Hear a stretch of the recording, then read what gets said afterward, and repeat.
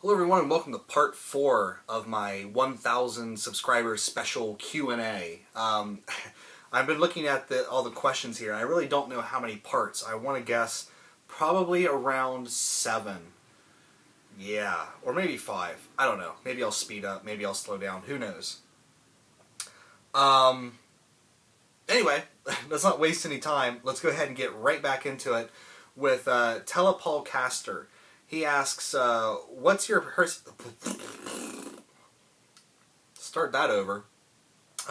What's your history with the Sonic games? Are you a fan at all? And what are your favorite Sonic games? Growing up, I was a Nintendo kid. And Sonic was something I played over at a friend's house. But I never really got into it. I have since gone back and played a lot of the old Sonic games. And as far as like my favorite Sonic game, I certainly love Sonic Adventure on the Dreamcast, but I also really like Sonic's Pocket Adventure on the Neo Geo Pocket Color. It was actually very surprising to me how fast that game actually is on that little system, and I really enjoy throwing that in and turning on a bright light so I can see the screen. But, for the most part, I really like the Sonic games. I like their sense of speed. Unfortunately, a lot of that's been lost in the transition to 3D. But with, like, Sonic Colors, and then I haven't played Sonic Generations yet, it kind of brings it back a little bit. So, yeah, I'd probably say Sonic Adventure or Sonic on the Neo Geo Pocket Color are my favorites. Although Sonic 2 is always going to be everyone's favorite. Devil May Pie, Danny, he writes, congrats buddy, very momentous milestone, you deserve every bit of the success, and here's hoping to many more thousands. If you were sent to Silent Hill, what would the purpose be of that visit, and what monster would be the Pyramid Head equivalent in your world? And then he has another question that's equally as hard, and if you could pick one right now, what it would be, Final Fantasy VI HD Remake, or Trails in the Sky sequel translations. Actually, that's not a very hard one. Trails in the Sky all the way, because I've already played Final Fantasy VI a million times. 17. It's kind of close to a million. But if I was in Silent Hill, what would the purpose of that trip be? Christ, that's like asking me what is the worst thing I've ever done in my life.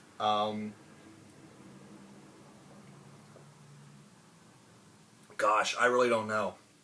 Because I haven't killed anybody. That I know of. But yeah, I really wouldn't know. It'd be much like one of the protagonists in Silent Hill. I'd just be like clueless until all of a sudden, oh shit, I did that? Yeah. I really don't know. Because, it kind of dropped the whole reason for being in Silent Hill. Like, Silent Hill 4 kind of dropped that. And then 5... brought it back a little bit with, sorry, Danny, I can't think of anything that I would want to admit on video that would draw me to Silent Hill. But I'm sure that if I would end up there and I'd probably get killed. Although, a Pyramid Head equivalent in my world, what would be something that would torment me? Something I'm always kind of scared of that would torment me. I hate spiders. There'd probably be some kind of spider enemy. I'm not scared of them. I just don't like them. It probably goes back to when I was a kid, and my brother and I would go out and play in the cornfields, and we're running along, through the corn, and all of a sudden I run through a web, and I don't know if any of you guys have seen corn spiders, but they're about the size of my hand, and it just went right on my face, and that was enough to cause the icks for the rest of my life. So I probably have some kind of spider enemy in there, as every game has. Lone Wolf asks an easy question. What is QA? Question and answers. You guys ask questions, I give you the answers. Let me see about this. Tanosh Keo 7, he writes, in the past I was, or they write, I don't know, it might be a female person. In the past, I was an MMORPG gamer, and quite a lot of female main characters were played by men. So my question for you is, if you were or would be an MMORPG gamer, would you play as a female or a male character? I usually, whenever I can create my own character, I always create a male, just because I envision that being me out there. That being said, I am playing Tales of Xillia as Milla, so that kind of goes against that a little bit. But I don't mind. I know there's like a big thing out there. I don't mind a female protagonist in a game. No more than I mind a female protagonist in a book or in a movie. It doesn't make me feel girlish. Like, I played Time and Eternity, and like, I didn't feel girly sitting there playing as a girl that wants to get married, you know? It's kind of this weird machismo thing that they put in video games where, like, you know, in God of War or Gears of War, interesting that both games have war in the title, that you have to be this big, muscular, burly guy, and I wonder how that kind of feeds into, like, the male psyche, because the male psyche is kind of, the two psyches are kind of a weird thing. Like, females are really, I don't know, I don't want to get into all that, but yeah, there's this idea out there of what it is to be a man, and I don't mind playing as a girl in games. I don't know where I was going with that. I kind of got off tangent, but I didn't want to give a big, because I could probably sit and talk about that for a good 10 minutes. Okay. This YouTuber goes by the handle Terry Shivo, which, you know, is a bit insensitive, but hey, whatever. The only problem with more subscribers is that the quality of your comments in the section will slump. Sad face. Any random hobo will just plop down on your metaphorical couch. Sad panda. Well, that kind of, I mean, you just kind of, yeah. You just kind of proved your own point there, so continuing on. The PokeKid01. I don't know if this is a little much for a Q&A question. Oh, here we go. But what do you think JRPGs really have to do to become more relevant in gaming next generation again? Or do you think it's impossible for JRPGs to be as dominant as they once were due to an overall increase in Western gamers' audience in Japan's economy? Or is it just too big an available space in mobile gaming just to make big budget RPGs viable? Also, show your dog, because pets, yeah. Blah, blah, blah, blah, blah. I got all tongue-tied there. First off, come here, bud. Come here. We'll just do this again, since he's right here. This is Duncan for about the 4th time, and he was getting ready to take a nap, but he's on stage now. And he's looking at me like, what the hell are you doing? Why are you doing this to me? But, we need to brush you. Maybe we'll do that when I get done. Go back and go to sleep. Alright. But JRPGs viable in the West. We're already kind of seeing it come back a bit. There's really been kind of a deluge in gaming here recently with JRPGs, and it's an ebb and it's a flow. I got his hair all in my mouth somehow. It's an ebb and a flow. Like, first-person shooters are really big for a long time, and then fighting games are really big for a long time, then JRPGs, and then those, you know, die off and another genre comes in. It's just, it goes in cycles. Like, whenever there's a really, really, really awesome game in that genre, that's going to push the rest of the genre. Halo came out and first-person shooters just went crazy. Same thing kind of with Call of Duty when it came out, the Modern Warfare. Street Fighter 4 came out, and all of a sudden fighting games galore, and now it's kind of like fighting games have died off again. So it's just every now and then, like, an RPG comes along and it just reignites the genre, and that's what it needs. We need, like, a really awesome RPG to just reignite the love. And unfortunately, I don't think X will be that RPG because it's on the Wii U and it's kind of a niche system. Maybe Final Fantasy 15 will be that. Maybe Kingdom Hearts 3 will be that. I don't know.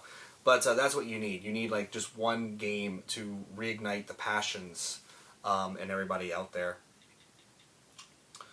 And was that the only question you had? But yeah, okay, I answered that. Yeah.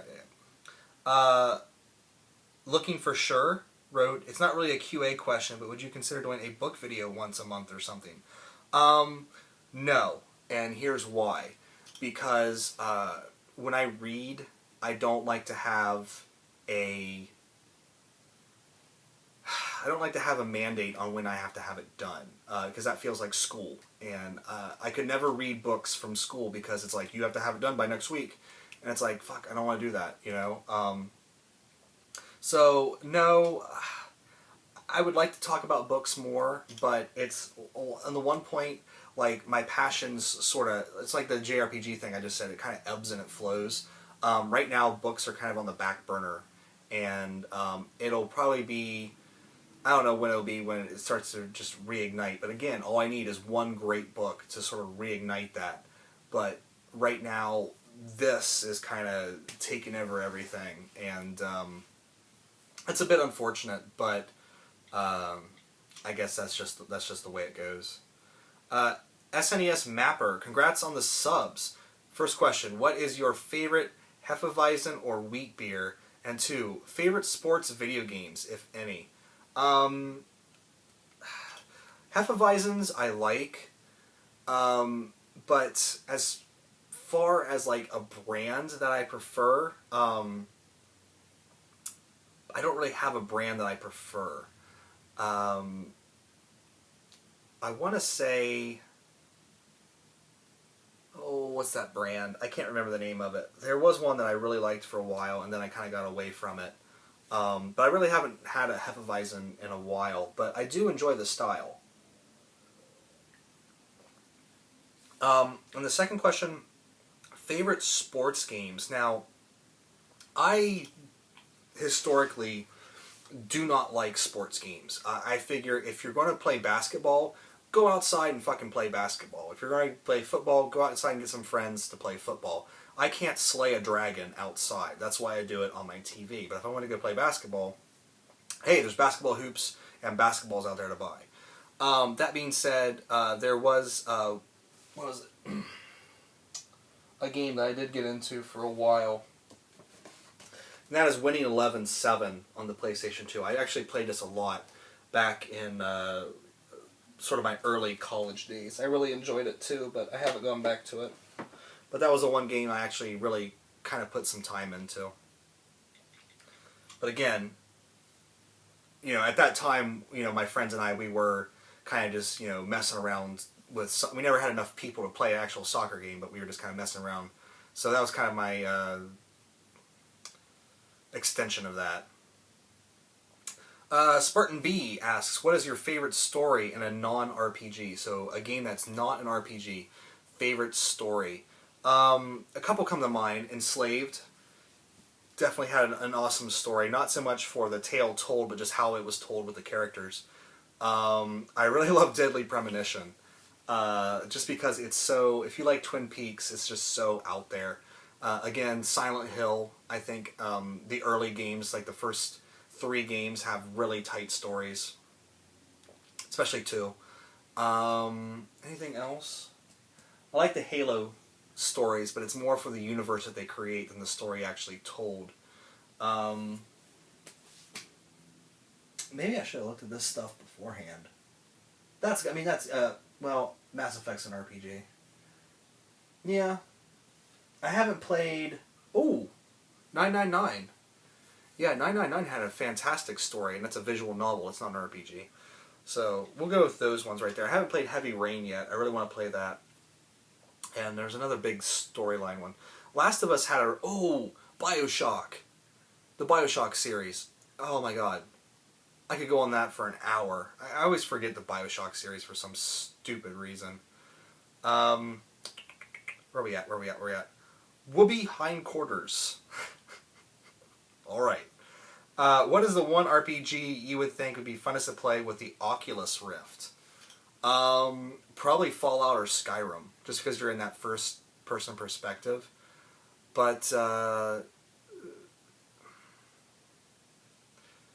well, the old first-person dungeon crawlers wouldn't really work.